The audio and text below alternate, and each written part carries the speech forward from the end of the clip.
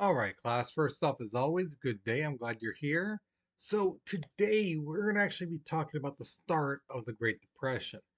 The Great Depression, this whole section about it is pretty big. So, basically, what I've done is I've broken it into two halves, the beginning part, and then basically the ramifications, the ripple effect that it caused. But you guys won't learn about that until after we come back from spring break. Okay. So, that today is just again how it happened and why it happened. Okay. So let's look at your guys' objective. So we're really going to be looking at the first part, analyzing the events that led to the Great Depression. Okay. The other stuff we'll get into again when we get to the second half. Okay. Now here is your warm-up picture. Now, the thing I've been saying in class is this. For you guys to notice what the investors are. Now, if you have no idea what that word means, stop the video, look on Google, right? Look at the definition really quickly, okay? And if you do know, great, then that's really going to save you some time. Now, look at the face of the investor people, okay? Um, Look at their facial expression, look at their body language, things like that, right? Now, if you look where it says Wall Street, you'll see two animals. Look how they're reacting. Okay. So, what do you think this artist is trying to say about Wall Street and the investors? Okay. So, pause the video, write your response. Okay. If I read anything about I see animals and people on a roller coaster, you're not getting any points. I'm just telling you this right now. Okay. Because I'm asking you, what is this artist trying to say about the difference between the two, investors and Wall Street? There is a difference between the two. And again, I don't want to read, I see this, I see that. Okay. Because you're not going to get your points. All right. So think about it. Pause the video, write your response because we're moving on in three, two, one. So this section, again, the Great Depression, or it's what is also known as the crash of 29. So if you ever watch a movie, TV show, and they talk about the crash of 29, they're talking about the Great Depression. Okay. Now, the thing is, in the 1920s, the US economy was growing rapidly. It was booming because you have to remember, World War I just ended, right? America was not touched by the war. Our homes, our factories were still built, they're still there, nothing, no one touched them. However, all throughout Europe, Britain, France, Belgium, Germany, Austria, Hungary, Serbia, Russia, a whole chunk of Europe is destroyed. People's homes, roads, factories, all that stuff is gone. So these guys need steel for their building and concrete and things like that. They need stuff. Well, who are they going to go to? They're look to the US, right? Because we have all that stuff. We have the factories still making that stuff. So we're making money off that. And also because of the Dawes plan, the Americans are able to invest in Europe, mainly like Germany, France, and some of that. So now they could put money to companies that are, right now they're destroyed, but hey, they're going to be starting up soon. And then they'll be, making money. And then those investors will be getting money. So Americans are making money hand over fist. And that's why this era is known as the Roaring Twenties. Okay. Now we talked about investments, right? This happens in New York on Wall Street. Okay. This is a place where people invest their money. It's still there to this day. And at this time, I mean, everybody was putting their money in the stock market. Everyone from millionaires to the lowest income people. Now, the thing is, these low income people, some of them uh, put like their whole life savings into the stock market because they saw it was growing bigger and bigger and bigger and bigger and bigger. So people were like, oh my gosh, I'm going to put my money in there. I'm going to invest in this company, invest in this thing and this thing. Okay.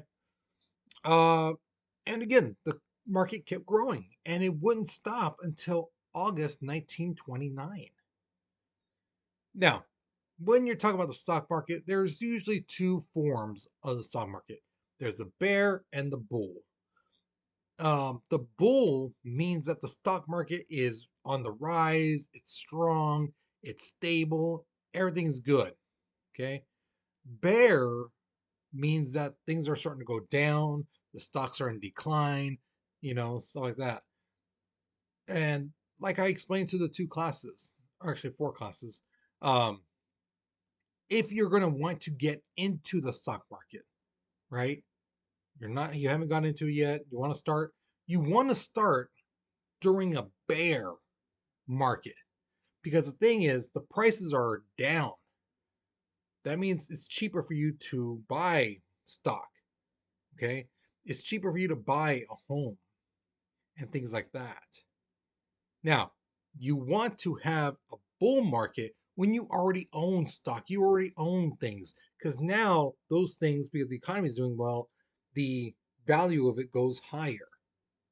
So you want to buy cheap and you want to sell high. Okay.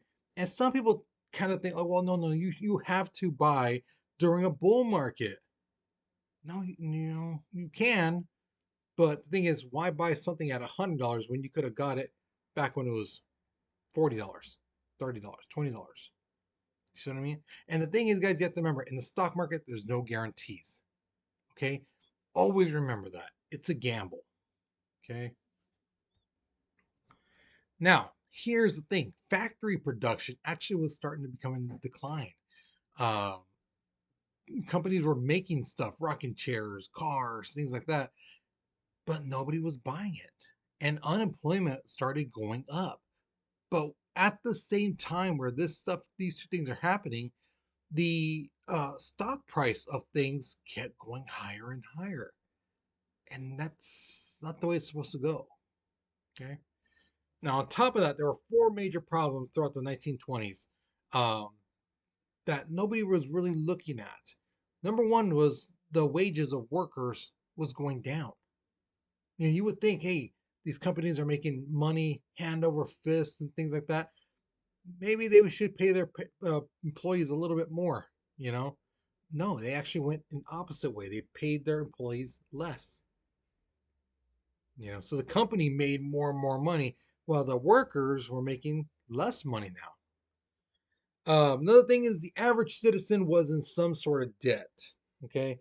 Some people just, again, had no money. So they went to the grocery store and, like, well, I need the groceries. So they would ask them at the grocery store, could I have a tab? That meant you get the stuff, but you'll pay later, you know. And a lot of local grocery stores and places, used to say, okay, yeah, fine, let's get your name down. You sign here. You said you have $36 worth of groceries, and they just sign off on it. And now some places they had a limit, like $100, $150, and once you got to that limit, no, now you have to pay it all. You have to pay that 150 and whatever groceries you have right there and then. Okay. The other big thing was farmers were struggling because of a drought. There was no rain. And when there's no rain, that means crops die, because crops need water to live. And because very few crops were actually growing, that meant that the price of food was going higher. Remember, when there's not enough of something, the price of it goes higher. The last thing is banks had large loans that they could not sell to other banks or institutes. So the way I explained it in class was like this. Let's say I own a bank, right? Somebody borrows, let's say, $5,000 from me, right? Now they're paying me back like $40 a week, $40 a week, $40 a week, right?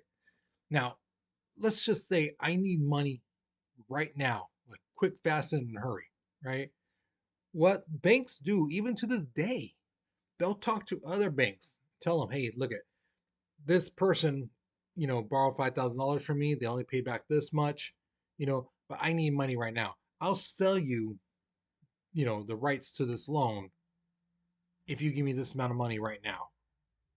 So they'll give me the money, And I say, okay, now, you know, write a letter to the person saying, hey, you now owe your money. You're going to make payments, not to me anymore, to this person, to this bank. Okay, not to me anymore, to them. And then that's how that, that company then gets that $40 a month or a week or whatever it may be, you know.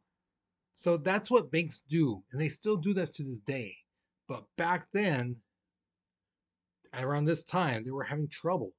Nobody wanted to buy these loans, and these banks needed money now, not just little $40 a month, and so like that. Now, in the summer of 1929, customers did not buy that much. They didn't spend that much money. So goods started to stockpile, you know. And you have to remember, some goods spoil, like groceries, right? Tomatoes, they don't last too long, right? Even in the refrigerator, what do they last, like 2 weeks? You know, that's why you gotta use them before they rot. And that's the problem with some of the stuff. Nobody was buying them, so those goods would rot away, and those companies lost money. Now, because nobody was buying things, companies started slowing down on making products. And when they slowed down, they actually started firing people. So now people are losing jobs. But at the same time, the stocks on these companies start to grow bigger and bigger and bigger. And in reality, they should not have grown that big. You know, it should have actually started going down. And this is where um, those people who were like really saw the writing on the wall started realizing, well, maybe we should start selling our stock. Now, I had a student in class ask me, well, why didn't people think about that? Why didn't they do that stuff? Because you have to remember, when things are going well, things are going good, people don't tend to look deeper into things, right? They just ride the wave. Hey, things are happy, things are good for me. Why bother looking deeper into things? And the same thing with the stock market. Instead of people going, geez, I wonder why the stocks keep growing, growing, growing. They just like, no, let it grow, whatever it's doing, let it do it. And there were some people who did question it, like, this doesn't work. This shouldn't be happening. So those people, those smart people, during the summer of 1929, started selling their stocks. Now, the student did ask me too, well, didn't you say not to sell stocks, not to buy stocks when it's on the bull market? You know, I was like, yeah, but the thing is, people were projecting that the max uh, that the stocks were going to be was going to be in the fall of 1929. So some people was like, if someone's selling it in July and the max is going to be in like October, November, I got like 3 months, to make so much money. So people bought those stocks instead of really looking and analyzing, like, wow, maybe we shouldn't buy the stocks. They bought it. So there were some people who made a lot of money. Now, on October 24th, 1929, that's when everything started to collapse. Uh, People started buying these stocks that were basically worthless. You know, they realized, like, wow, it should not be this high. Something's going on here. And basically, the bubble burst. People who had the stock for, let's say, $200 come to realize it's not worth $200, actually worth a lot less. So people were selling these stocks and bonds, and trying to trade them and things like that, and it caused a frenzy. People are going just crazy trying to sell these stocks and bonds. um, and in that day alone, 12.9 million shares were sold, and that was known as Black Thursday.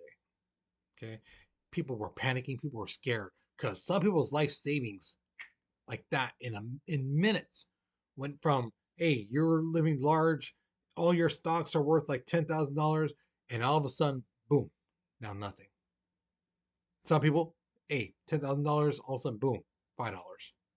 All your stocks are worth $5. Not just one stock, all of it. thousands of shares of stock made $5. So yeah, scared the hell out of people. Now, the weekend came. Okay, stock market is not open on the weekends, and some people were like, okay, maybe the stock market will adjust. Maybe it's just a little scare, and when the bell rings on Tuesday, things will get back to normal. Well, it didn't.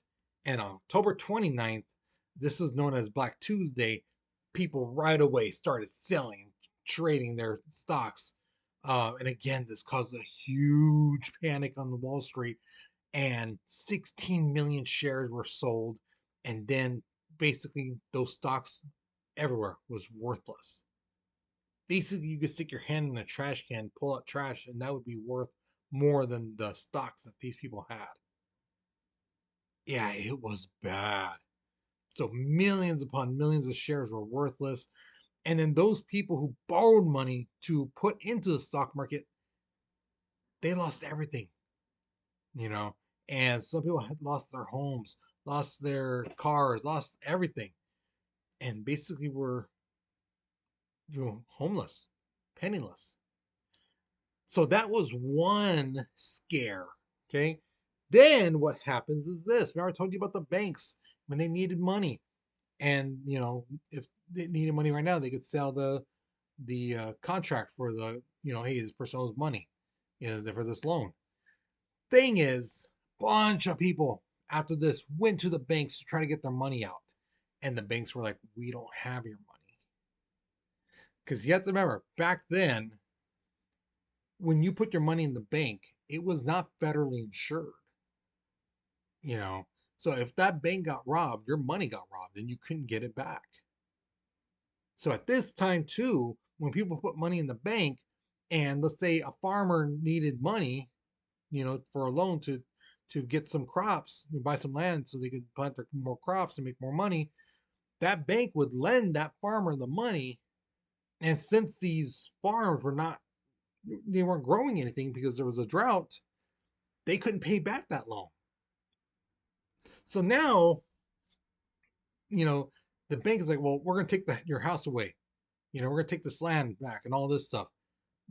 Well, who's going to buy land? Nobody has money. The money people had, they put in the stock market, and now it's worthless. You know, uh, so people were freaking out. So the banks have no money. The stock market, where people put their money in, now crashed, and those stocks were now worthless. So people were going crazy.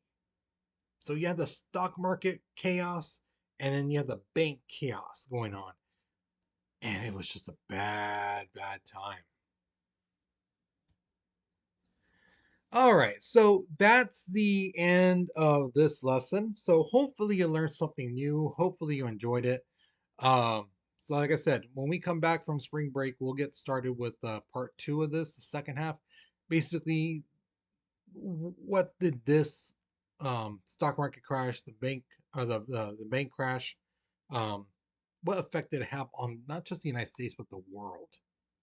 It really hurt the world. And that's what we're going to talk about next class. Okay. So, with that being said, guys, you take care, you be safe, and I'll see you guys later. Okay.